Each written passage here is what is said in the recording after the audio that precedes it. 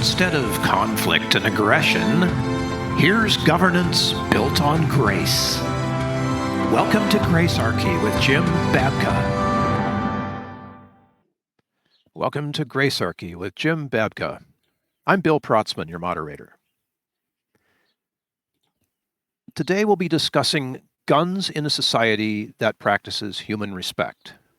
Guns in a society that practices human respect. In Jim's day job, with the Foundation for Harmony and Prosperity, as well as Respect America, he works to advance the philosophy of human respect, which he'll explain in a couple of minutes. But for now, all we want you to do is just think, no one wants to harm you. Hey, Jim. Hey. Yeah, so I wear a lot of hats, as you know, and maybe not all the audience knows. I work with a bunch of different organizations on social philosophy and libertarian activism, and so I have a cool job. I have a really cool job. Yeah, you do, actually. It keeps me extremely busy, and in that, I get to meet a guy who is affiliated with Students for Liberty. His name's Juan Carlos Maldonado, wonderful gentleman from South America, and he is doing some international outreach with the philosophy of human respect, which we're going to talk about today. And he sent me a question that I want to spend time breaking down and explaining today, because I think it's really important. So before we get to the question, I just want to set the stage that sometimes when you're talking about peace, people think that means pacifism. And I understand why that tendency would occur. And I want to be very clear up front that I'm not opposed to pacifism. I am not a pacifist, as you're going to find out during the course of this show. But I do believe there's certain circumstances where it should be the right thing to do, me personally even. But I'm not a doctrinaire pacifist, believing that all violence is bad. Yeah, I've had to clarify that for myself, too, because if I were attacked, I would fight back. But I'm not going to be the aggressor. Correct. And that's the key thing. And that's what our government does wrong.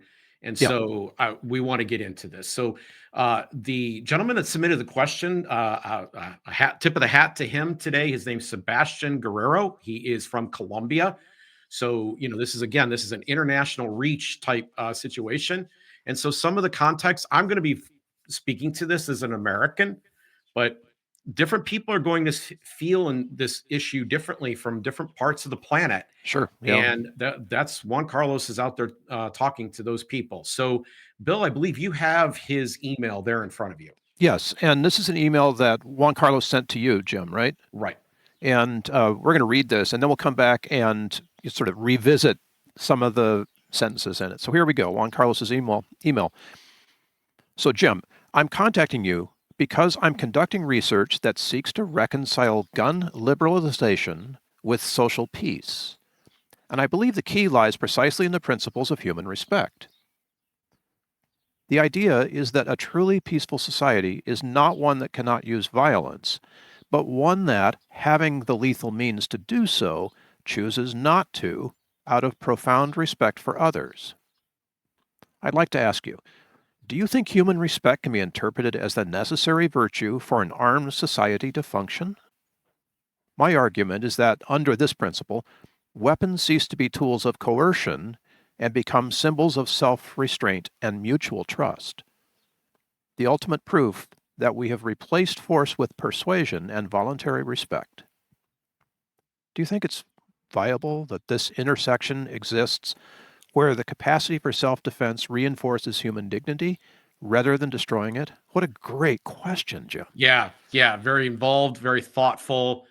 So thank you to Sebastián Guerrero from Colombia for submitting this question. So, Bill, let's break this down. Can you please repeat for the audience now, so we could do this in bite sizes, the first sentence? Sure. Here's the first sentence. I'm contacting you, Jim, because I'm conducting research that seeks to reconcile gun liberalization with social peace. And I believe the key lies precisely in the principles of human respect.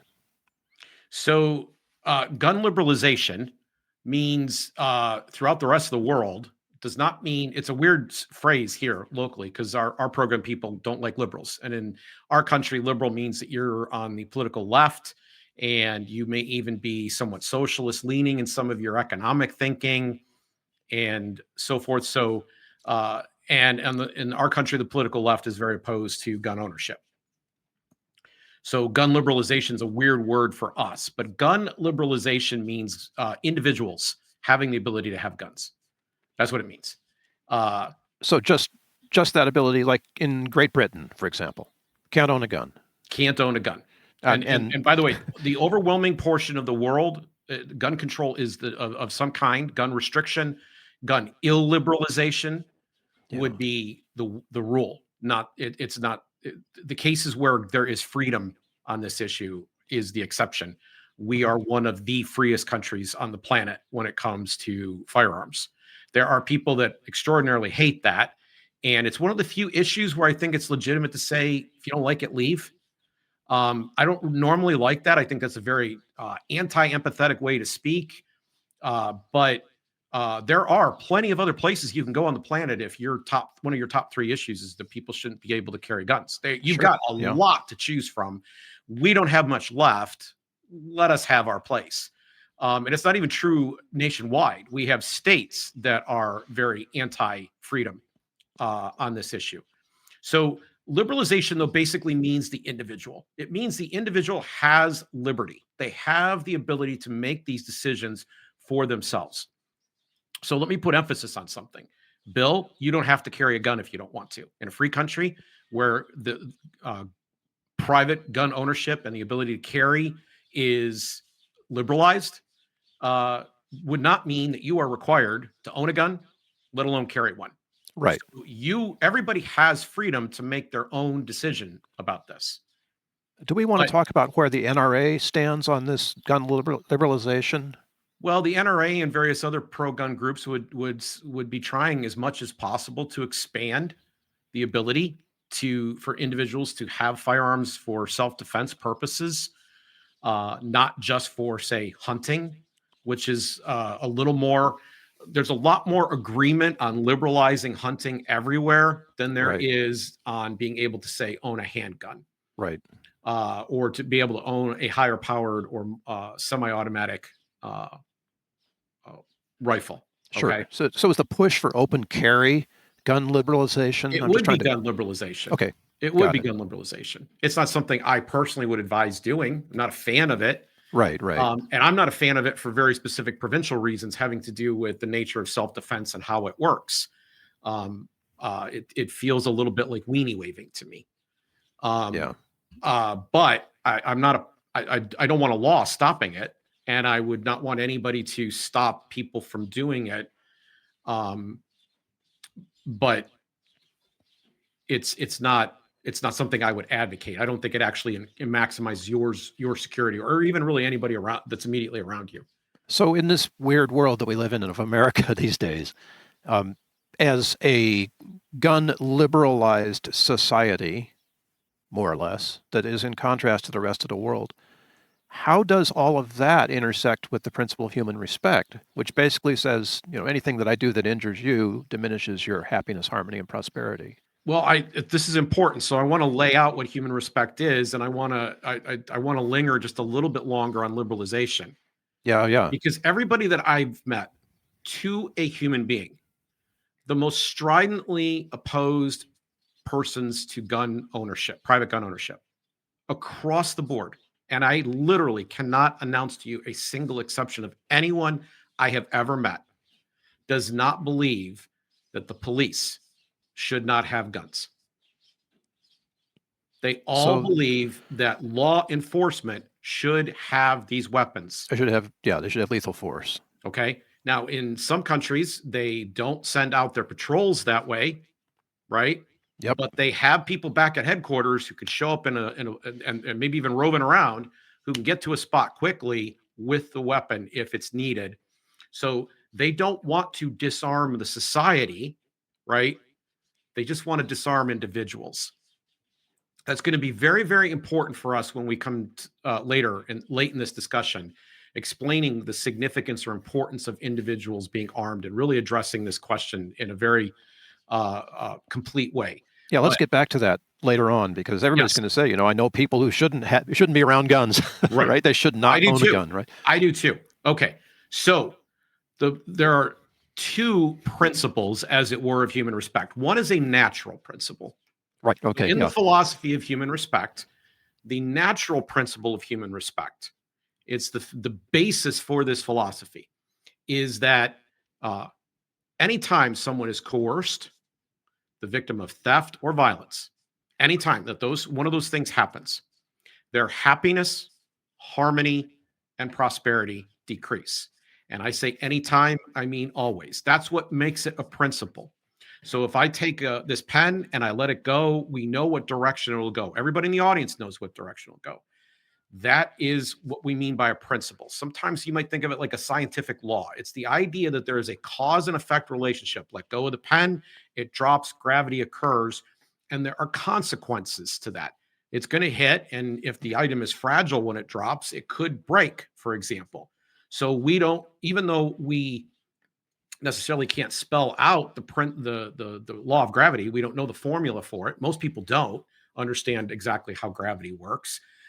Yet we know that it has consequences, and we don't walk off of 30-story buildings. We just don't do that, right? We just get that. Sure. And Yeah. you figure that out from the time that you're very small and you're learning to walk and you fall, right? And if you fall down steps or you fall down something a little higher, you begin to learn this really well so that you have an intuitive understanding of it, even if you don't have a head understanding of it. Now, this makes sense to me. But there's a second principle. So we're going to take it from the intuitive now to the head. And we're going to say that there is a moral principle. Now, when we say moral, what we mean is that first off, when you state that you have a moral principle, what you're saying is, I will do the following, even if it costs me. So it's a choice, right? We make a choice to do this. It is a choice. It is a choice, but it is not an insignificant choice. It is a life-changing choice. It is a way that you're going to live your life going forward from the time that you've made this decision. It's defining, and it would hurt. It would cause cognitive dissonance, emotional anguish, mental distress to do otherwise. Okay. And so that means if you in a moral principles, when you have a moral principle, that means that when something comes along and you're being compelled to compromise in some way, because it is a principle, you'll say no. So you have an awareness that let's assume you're a decent person, number one. And by and large, most people are. And then number two, we've got this natural principle, which says that anytime someone experiences coercion, theft, or violence, their happiness, harmony, and prosperity will go down. You know those two things. You're basically a decent person, and you know that principle. Having that knowledge, you can make a decision that you will not do anything to coerce, to steal, or to violate physically another human being, their person or their property. You will not mess with those. So let's just call that harm. You're not going to harm people. You know how you said at the very beginning, no one wants to harm you? So you arrive at a place where you don't want to harm anyone. And this is important implications. There is a debate that goes on about whether or not we have rights. It's an arcane debate, but it's an interesting one to me personally, because if I take a gun and I point it at your head and the gun's loaded, the thing that protects you at that moment is not your rights. Rights won't do you a bit of good. And in fact, where we have rights or where we appeal to them is in dispute resolution. So the second that someone says, I've got my rights, a conflict, a dispute has already begun. Yes.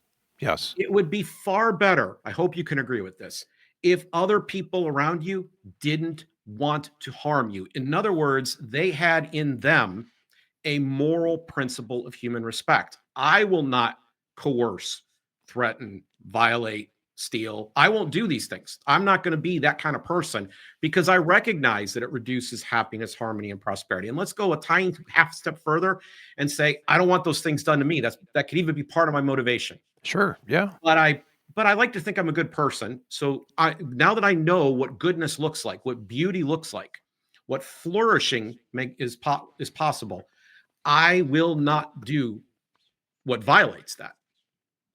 So anybody driving down the road is depending upon the do no harmness of all the other drivers on the road. Yeah, and this is a de minimis, a very small low obligation Yeah. duty. So I don't actually have a duty to care about every stranger I meet, to stop everybody on the street and ask them how they're doing, to get involved in their lives, right? And conversely, when I get into personal relationships, this won't be enough. Like human respect isn't enough to get along with my wife. Okay. Right, right. There's This other has, things that are required. It's like, and I love that de minimis. It's like at the very least, I'm not going to crash into anybody on the road. yes. So I'm saying with this philosophy, I'm dealing with how I interact with my neighbors. I'm dealing with how I interact with strangers. I'm dealing with how I interact with people in general as I meet them. Okay.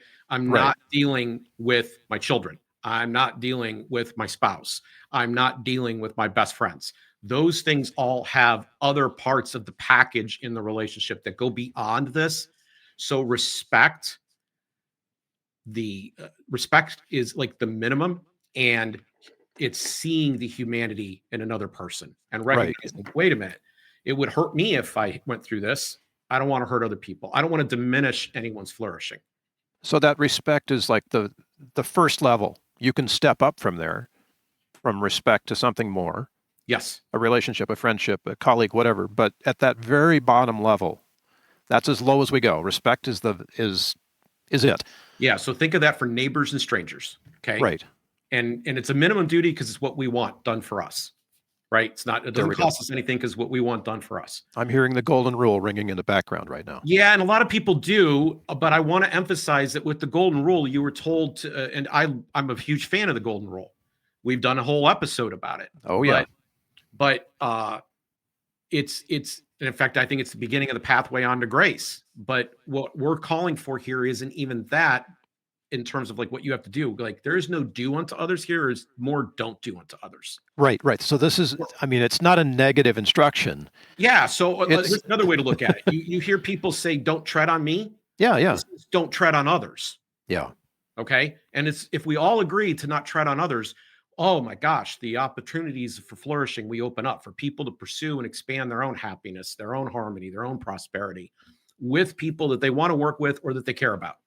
Okay. So I happen to know of some societies that operate on this principle. They aren't with us anymore. There are representatives of them, but this has been tried and proven, people. There's a 500-year history in the Haudenosaunee Confederacy in Northeast North America of Okay. this principle in operation.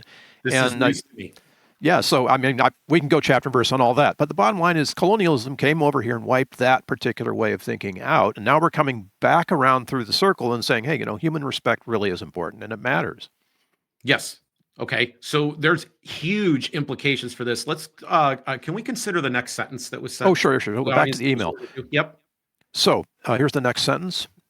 The idea is that a truly peaceful society is not one that cannot use violence, but one that, having the lethal means to do so, like carrying the guns, right, chooses not to, out of profound respect for others. Right. So this he's talking about society, and I just want to put one little tiny caution in there, and that is that the thing that matters in any society is the behavior of the individuals in it. So society is kind of an abstraction. What we care about is that individuals have this idea in their head, and I hope their heart and their gut and a space down below too that's rather sensitive, that they hang on to these ideas Yeah. in a way that they have passion, that they don't want to violate this. This is a moral principle for them. And so but the thought that having the lethal means to do so, but choosing not to do so because you have profound respect really resonates for me. So I trained in martial arts for a while, and I'll talk a bit more about that in a second. But I still teach a Tai Chi class every Monday and Wednesday in Copley, Ohio. If you're ever out and you want to come take the class, it's a $7 drop in fee for one night and a very low monthly fee for the month. Yeah, Okay. you can talk to Jim about human respect after the class is over. Yes, that's a shameless plug. So you are seriously, everybody would be welcome to come to the class. The class is a very friendly, wonderful group of people. So in teaching that class, when we start the class, we all bow in, and I hold one hand up and the other hand over top. Okay, and I think we got a picture here of this, so you can see this is a universal martial arts salute.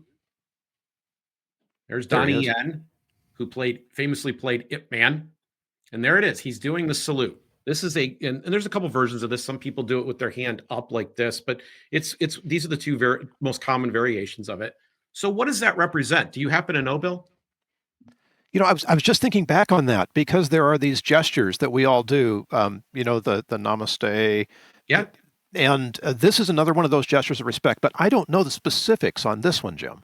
Okay, so this is a fist, which is used for fighting. Sure, right. Yeah. This is martial, or in Chinese, we call it Xuan, right? So if you ever hear Tai Chi Xuan, it means fist, right? So there's the fist. That represents the fighter. The other hand that comes over top and covers it represents the priest. They represent someone who has the knowledge and ability and the skill and the training to fight, but who chooses not to use it. I understand. Yeah. And almost every place you can go, there are exceptions, but almost it's interesting because in the study of violence, which is what happens in almost every dojo and martial arts studio in the country, in the study of violence, almost everyone learns to be peaceful.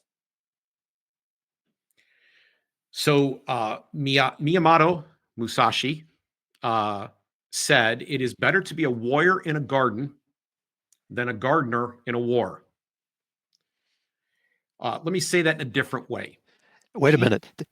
It's better to be a warrior in a garden, a warrior in a garden, than a gardener in a war. Than a gardener in a war. Okay. Okay. Peacefulness is a voluntary choice made by someone capable of great harm.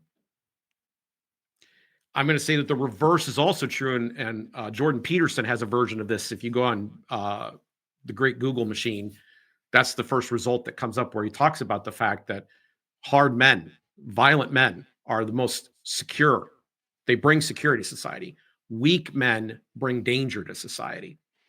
And they're still capable of, weak men are still capable of violence. So someone walks into a school and begins shooting people, that's a weak man. That is not a strong man. That is not someone who is trained and thought and developed the disciplines necessary. Okay. They are weak, and they are seeking to victimize others. And in fact, they choose soft targets. They have the most recent, 2 of the 3 major, most recent school shootings. We know from manifestos that were written that these people chose targets. They studied and chose targets that they knew they couldn't get shot back. So I want to express that you go on this journey and you learn how to do it, and you start off with the warrior and you choose the priest not to fight, right? Yeah. You have this ability. Now, it to me is a small leap from martial art practice, where you can end up sparring. I've been in sparring sessions. I've had my butt kicked. I've grappled and had people twist me and practically break me. I'm still here, but it hurt. It's a small leap from that for me to target practice. And if you're going to go to target practice, what do you need? Now you need your weapon and something to shoot at. Yes. Okay. There's the issue of being able to eat meat. And people go hunting to do that. They use weapons to do that. If it's legitimate to eat meat, it should be still legitimate to go hunting. And then there's the most important aspect of this, because those are minor to me, but the one that matters is the virtue, and I'm literally calling it a virtue, the virtue of protection. Yes, I struggle with this all the time. Okay. So I'm going to tell you a little bit about my story in a minute here, but I conceal carry. And I've talked about this on the show before. Yep. And one of the reasons I do is that when seconds count, police are minutes away. Right. Yep. The defense of others needs to be carried out in that moment. Now, if you think about the power that you give some security agency in this, the power that you're giving them is your power. And it's not possible to ask somebody else to carry a weapon on your behalf unless you have some willingness to do that yourself. You've already made the decision that carrying that weapon, that providing for the protection of others, is a good and moral deed. Now, maybe you're not comfortable with the tool. Maybe you don't think you'd execute properly. There could be those kinds of concerns, but it's not a moral concern that you have at that moment. You want other people to be there to defend, but they're not going to get there in time because you can't afford to have them walking around with you. You can't have them in the school with your children 24/7, standing right next, making sure. We can't do that. So, given that that's the situation, we want to be able to respond in the seconds, not the minutes.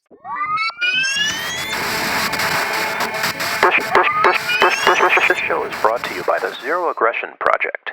Zap newsletter subscribers get alerts when each episode is released. The Zap website is also the pathway by which you can contact us by email and support the show. This program operates thanks to tax-deductible Zap contributions, and we appreciate your support. So, zap the state, and have a nice day.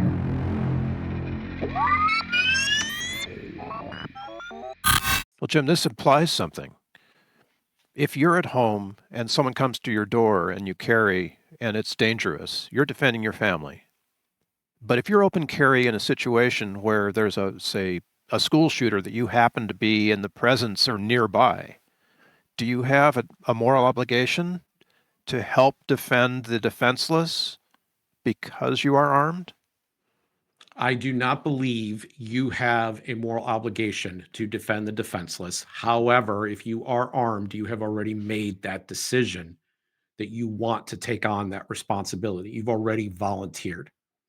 So, in the state of Ohio, where I'm from, at the time that I got my concealed carry license, which was 2007, we have constitutional carry now here in 2025. But in 2007, you needed a license to conceal carry. I do not carry my weapon where people can see it. They don't know I'm carrying.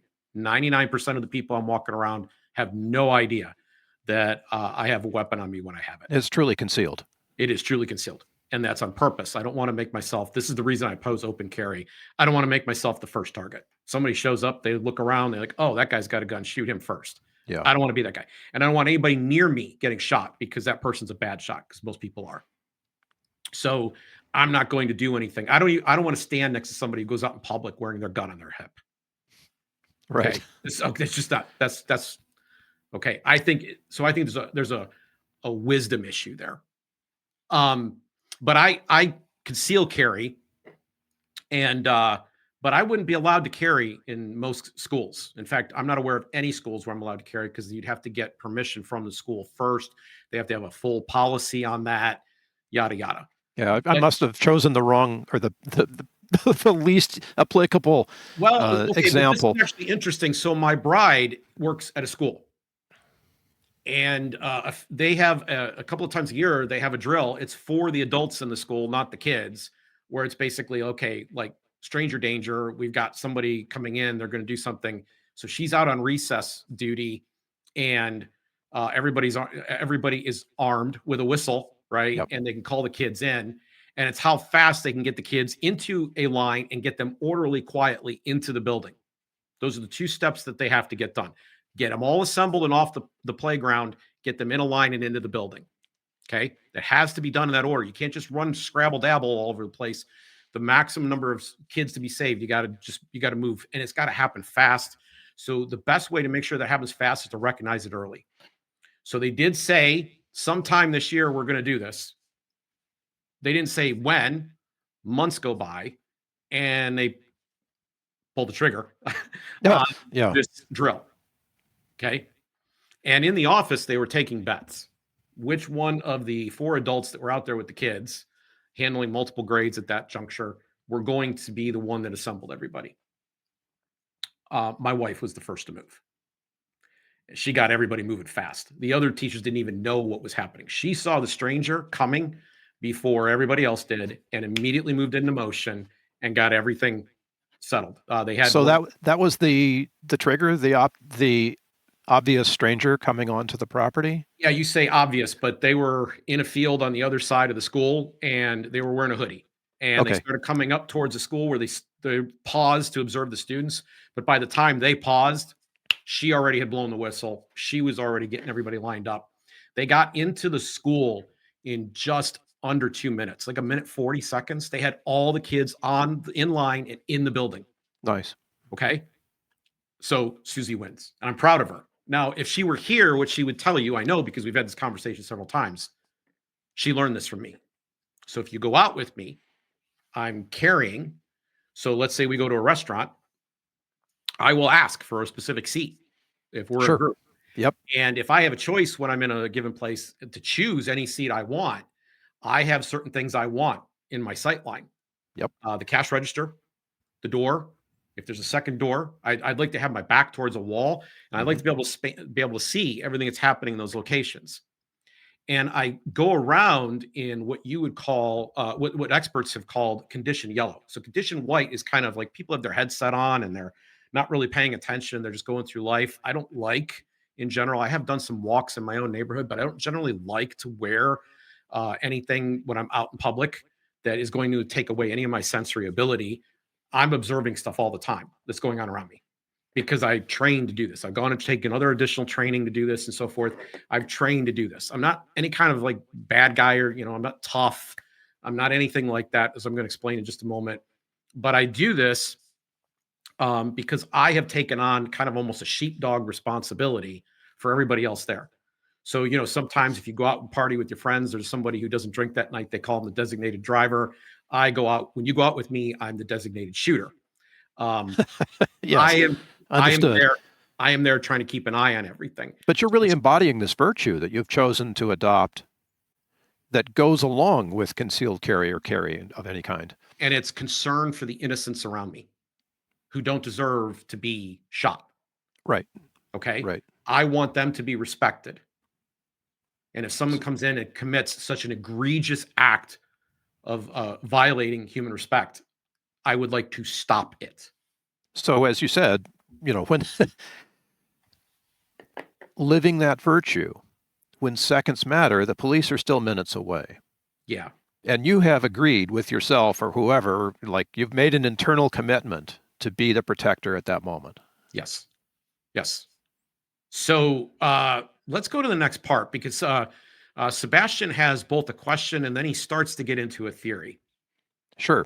He says, I'd like to ask you, do you think human respect can be interpreted as the necessary virtue for an armed society to function? Which is just what we've been talking about here. Mm-hmm. My argument is that under this principle, weapons cease to be tools of coercion and become symbols of self-restraint and mutual trust. That's brilliant, Jim. It is. So if you go out with me, and I have several friends I've met, I'm going to explain their experiences as well. If you go out with me, you are actually safer in my presence than you would be in other places. Now, I don't lose my temper anymore. And I want to explain this story. I lose my temper at home when I'm working and I get frustrated, but I don't have like road rage like typical people do. It's something I just can't afford to do anymore. So I want to share my path, how I got here. It starts with a threat. We received a written, veiled threat that said very disparaging things about my wife. And I was very disturbed by what I saw. Susie and I spent time thinking about what had happened. I was concerned enough about this that I had multiple copies of the letter made and deposited at various junctures. I doubted anything was going to happen because most of the time when somebody takes the time to tell you in writing they're going to do something, they're probably not going to do it. Yep. But I still wanted to be prudent. And I let a couple of people in my life know where this letter was. So if something happened to me, tell them to start here. Right. Okay? Yeah. We did not have a gun in the house. My wife was opposed to gun ownership. I was kind of okay with it. It wasn't high priority on my list to do it, but our priority began to shift and I concealed carried. I went and took the classes to do it. I had acquired some weapons from my father from his estate, and we got used to them being kind of in the house. And then I got used to the idea got interested in the idea of carrying and began to carry. When you go and take the course, here's what they teach you. And they're going to spend about, the one I went to is about 20 hours worth of classroom time. And it was brutal. Like it was all day long hearing again and again, don't ever pull your gun unless you intend to use it. And if you use it, your life's going to be turned upside down. The liability issues are going to be huge. In fact, every jerk on the planet has a mother too. And she thinks her boy is sweet. So if you shoot and kill him, you've made at least one enemy, that boy's mama. And she's gonna haunt you. Like, it's going to be a huge, difficult liability in your life. And it's also going to be traumatic because the experience of being involved in that kind of situation and then potentially having to use lethal force has lasting psychological impacts on you. Sure, we hear this from all the veterans with post-traumatic stress and, So we were there to take a course in concealed carry, and we weren't being taught bravado. We were being taught, don't ever, ever, ever, for any reason, pull out your gun. You should be carrying one, but don't pull it out. That was hammered home hard. And I didn't lose the lesson. I agree with that lesson. So it's almost contradictory, but there's this overwhelming don't do it. So now you begin thinking through, like, if you're out driving around on the road, and I've had somebody chase me angrily. It's happened a couple of times in my life. Like, they want trouble, and I don't want trouble, and I don't want trouble for them. I really do not want to meet the people when I'm driving. You shouldn't want to meet them either. You're both trying to get places. And if you both can get there, like, it no longer makes sense to me. George Carlin called it, our big metal things. It no longer makes sense to me that if we didn't actually hit each other, that we should get to know each other. Like, I don't want to have conflict with you, no matter how bad you drive, no matter how stupid you are. There's no benefit that's going to come out of that. And I want to instead thank the Lord that my big metal thing has the same shape it has before, and that everybody involved is still safe. Nobody's been physically harmed. That's where I would rather be. And I arrive at that because I realize I'm carrying something that could escalate. And in terms of liability, self-defense, you cannot argue self-defense if you helped escalate the situation. Because we're talking about human respect, let me say that again. You cannot argue self-defense if you participate in escalation. And escalation could be you chose to get out of the car when you didn't have to. You called them a name when you should have shut your mouth. You argued when it would have been better to be silent. You pushed when they pushed. You may argue, hey, he started it. But at the end of the day, when the cops arrive on the scene, they're going to assume that both of you are lying about self-defense. What's more, self-defense is an affirmative defense. What that means is you've already confessed to doing the act. Now, in our state, you have to pass a 3-part test to demonstrate that you actually were using self-defense. And the biggest aspect of that is, did you escalate this thing? Could you have avoided this thing in any way? And the answer so often ends up being yes. That's the human respect answer. So then I said, okay, yes, it is. And so I said, okay, I need to do something else. So I bought a couple other objects that were less lethal to carry with me. So there are times when I have a knife with me. There are times when I have a Kubaton with pepper spray with me. If anybody that's ever had a chance to meet me, you're one of the very first thing you're going to notice about me, it's going to immediately hit your head is, boy, is he short. I'm a short guy. I'm not a big guy. And now that I'm older, I'm not very strong anymore. I wasn't very strong in the first place, but I'm really not now. Like, I'm not some bad tough guy that's going to get in some fight and beat the crap out of somebody. I know a thing or two, and I would hurt most people that aren't extremely bigger than me if I had to, but I'm not tough.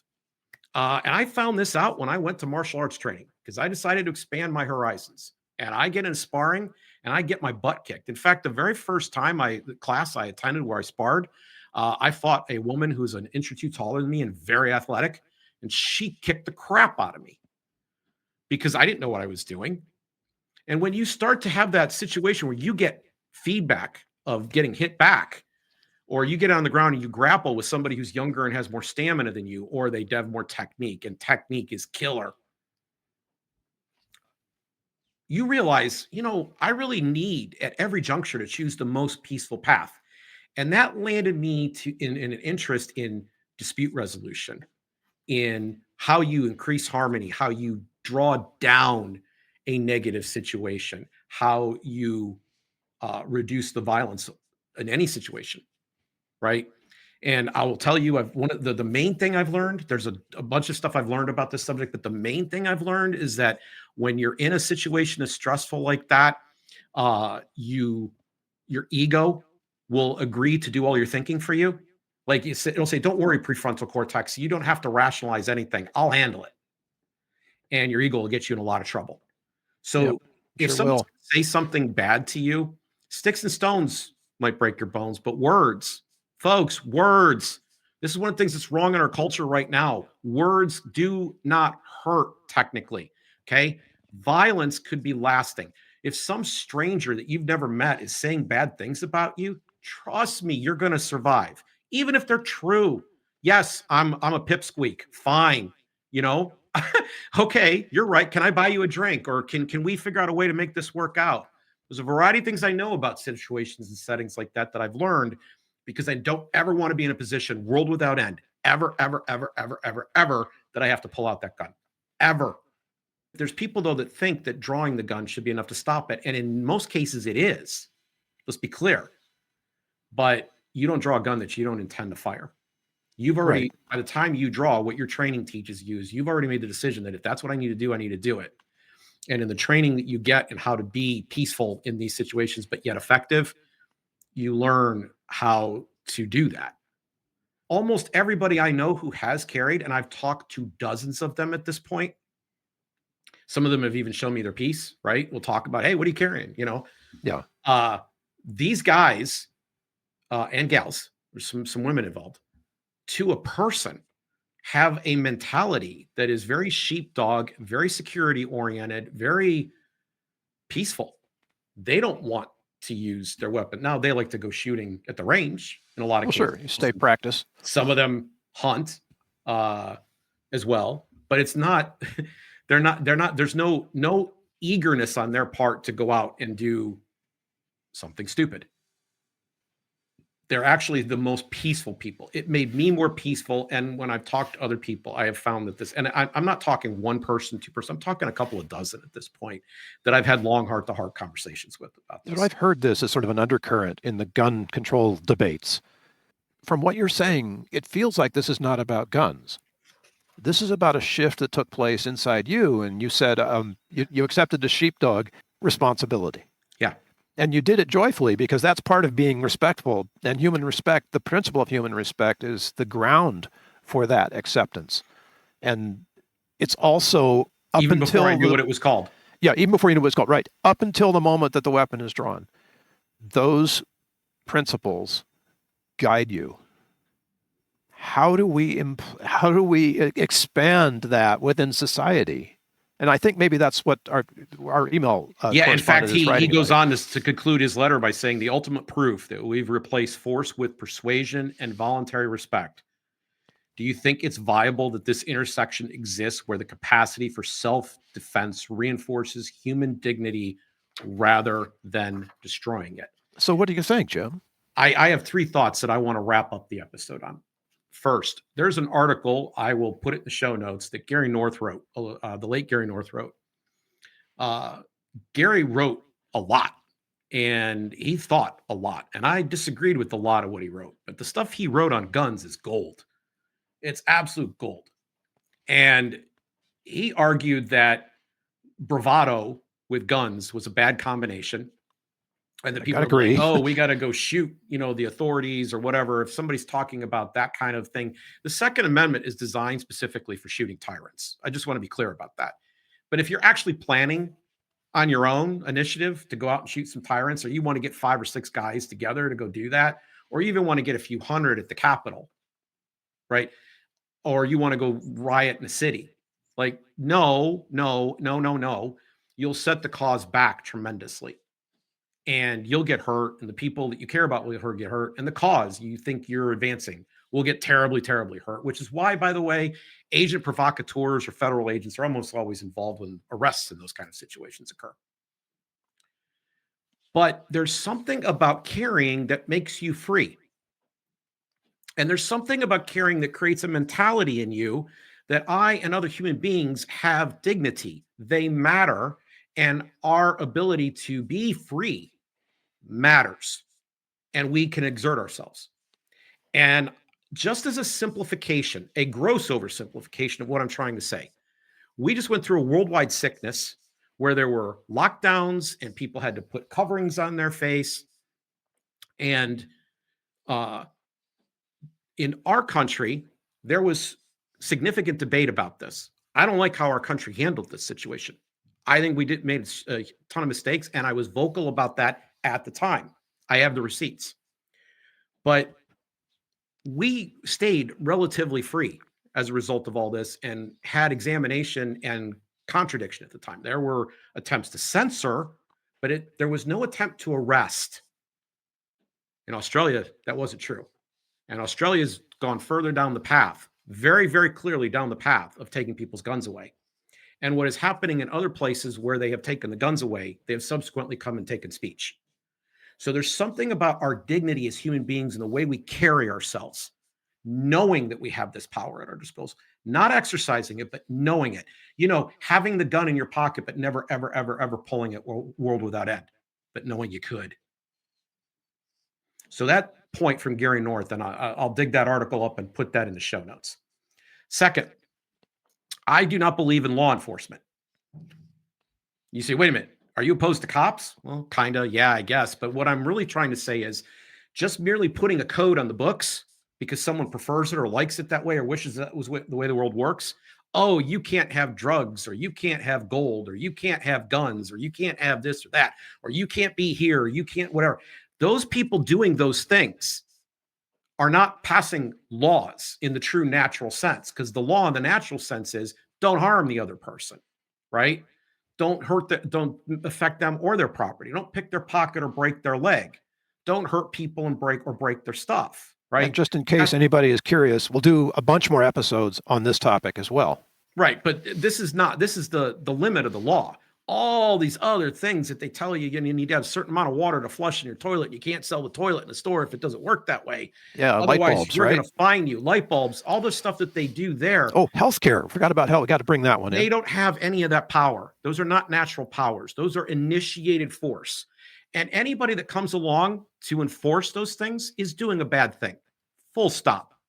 Full stop. If you're going to use violence, if your idea is so great that you have to use violence to get everybody to follow it, something's wrong with you. Something's wrong with your idea. And the people who would participate in that are participating in an evil act. They are participating in a crime. Okay? I am for the peace officer. I like Officer Andy. I even like Officer Barney Fife, who has one bullet that he carries in his pocket. I like the idea that they would try to maybe talk to people first. I like the idea that they're not out trying to take away people's liberty. They're not wearing jackboots. They're wearing comfortable clothes. They're not, wearing, dark black. They're wearing a more casual color that they can mix in with the people. That they're maybe hanging out at the barbershop and getting to know the people on their beat. And they're really interested in being kind of a sheepdog, trying to make sure that everybody's actually safe, much more than they're interested in being an intimidating presence who's out trying to roust people or extort from people. And this concept is called the peace officer. The peace officer, yes. Peace officer. So I want you to think about this in an existential sense, okay? You're walking along and your normal condition is peace. In fact, we're sitting here in peace right now. Nobody is interfering with our ability to do the thing we want to do, okay? Nobody's hitting us, threatening to hit us. There's nobody standing off to the side, governing how this is all done. You and I got together, and everybody who's sitting here watching, same thing. You're existing in peace at this very moment. You probably wouldn't be paying very much attention if your peace got shattered. If somebody walked in and started doing something to you, you'd stop watching this show for a reason. So now we have left into a place of chaos, and things are effed up, right? That's the term for it. They're messed up. And what we want now is somebody to bring the peace back as quickly as possible. It's what all of us are longing for right now. Our happiness, our harmony has been diminished. It's possible our prosperity is going while it's happening too. And so we're like, whoa, how do we get back to peace? And so maybe Barney has to take that bullet out of his pocket and put it in the gun. Maybe somebody needs to stand up at that moment and do something to protect everybody else, right? That's what the peace officer would do.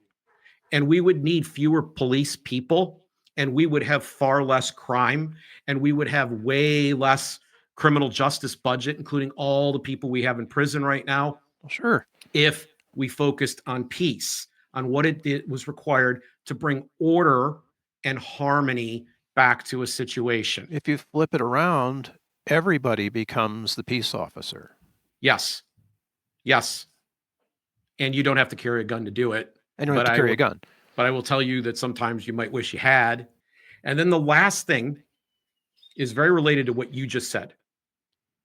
We want voluntary security services. Even if we practice human respect all the way, which meant we dismantled the state. We got away from this system of governance wherein someone can make a law and then impose that law on us by force. We get away from that setting. We would never, ever walk away from having security. We would still want people to provide that security. Now, when you pay for a security force, let's say you got to have a home security system. Do you pay for the rider on the policy that allows you to kick down your neighbor's door if they have marijuana in the house? There's a rider like that? Oh, would there be? Of course not. Why? Exactly, because it's not voluntary action at that point. Right. And no one would pay for this themselves. Okay? People have to buy cars and feed their kids and put clothes on their back and pay the mortgage and pay the bills. They're planning a vacation. They're saving for retirement. They're doing all these things. I'm going to go spend a lot of my money to pay somebody else to take on the liability of kicking out somebody's door on the chance that they have drugs in that house. We're going to confiscate the drugs. We're not going to use them. We're going to burn them up. And then we're going to throw them in a cage, again, at my expense. It's absurd on its face. And if you had to pay for it, you wouldn't. No, wait a minute, though. That's how a lot of HOAs work that way. Okay, for international listeners, that homeowners theory, that's the end of the show. We're done. No, we're done. Homeowners associations, little fiefdoms, right? But where you know what? The person, the negative Nancy that's on the HOA board that wants to be the Nazi in everybody's life. Oh, that's the president, always the president of the board. That person doesn't do the work themselves. They don't go in and start yanking things out and beating people up. In fact, they tend to be that weak person we were talking about who uses other people's muscle to accomplish things. No, that never happens anywhere in the world. And that's the danger in having a government. That's exactly the danger right there. Although a human respect-based government would be an entirely different thing because you'd have so much self-government that the people sitting far away that we elect to do things for us have virtually nothing to do. 100%. And I'll just add this to close. You can carry a gun and you can be the peace officer.